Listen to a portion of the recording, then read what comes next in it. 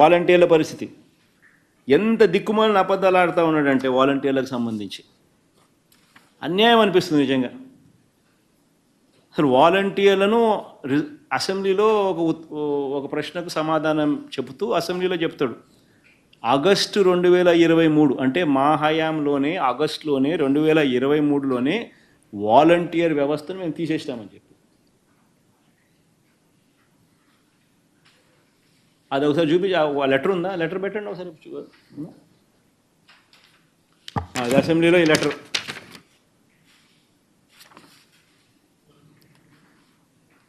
ప్రస్తుతం వాలంటీర్లు ఎవరు పనిచేయడం లేదు. 2023 ఆగస్టు నుండే వాలంటీర్ వ్యవస్థ ఉనికిలో లేదు. ఆశ్చర్యం అనిపిస్తుంది నాకైతే.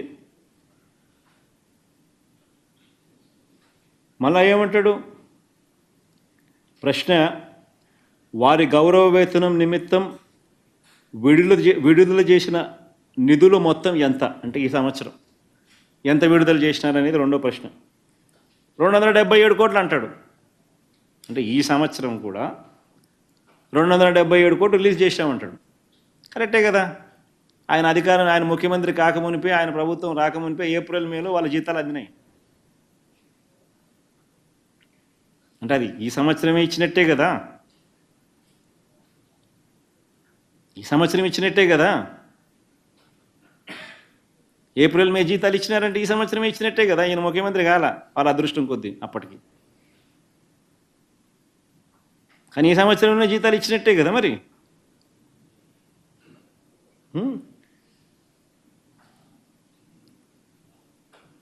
వారి గౌరవ వేతనం పెంచడానికి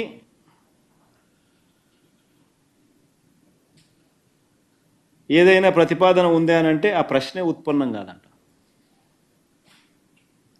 ఎన్నికలప్పుడు ఏమన్నాడు, 5,000 కాదు మీకు ఇచ్చేది, నేను 10,000 ఇస్తాను అన్నాడు. అసలు నాకు ఆశ్చర్యం కలిగించే విషయం ఒకటి చెప్తా. వాలంటీర్ వ్యవస్థ జీతభత్యాలకు సంబంధించి మన 5 సంవత్సరాలలో ఎంతెంత ఇచ్చినాము అనేది ఆ టేబుల్ చూపిస్తూ ఉంది. అక్టోబర్ 2 అంటే 2019 అక్టోబర్ నుంచి స్టార్ట్ చేసినామంటే హాఫ్ ఇయర్. మనం వచ్చిన తర్వాత మనం ఏప్రిల్ నుంచి సంవత్సరం స్టార్ట్ అవుతుంది. మనం జూన్లో మన ప్రమాణ స్వీకారం చేసినాం. అక్టోబర్ 2వ తారీఖున ఈ ప్రోగ్రామ్ వాలంటీర్ల వ్యవస్థ లాంచ్ చేసినాం. అంటే సగం సంవత్సరం 2019 6 మంత్స్ తర్వాత స్టార్ట్ అయింది. సో 2019-20 755 కోట్లు, 2020-21లో 1,546 కోట్లు, 2021-22లో 1,543 కోట్లు, 2022-23లో 1,592 కోట్లు, 2023-24లో 1,614 కోట్లు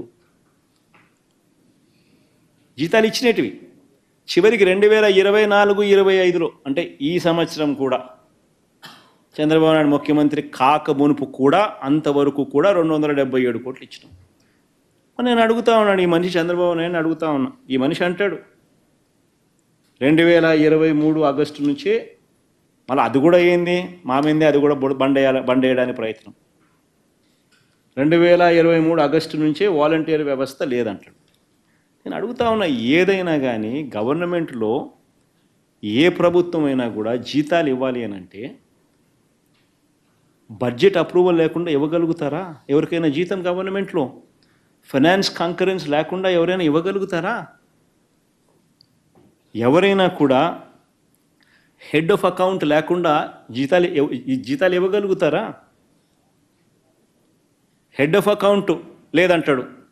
అయ్యా Chandrababu, head of account 2515 major head, 198 minor head, 52 subordinate head, 290 detailed head,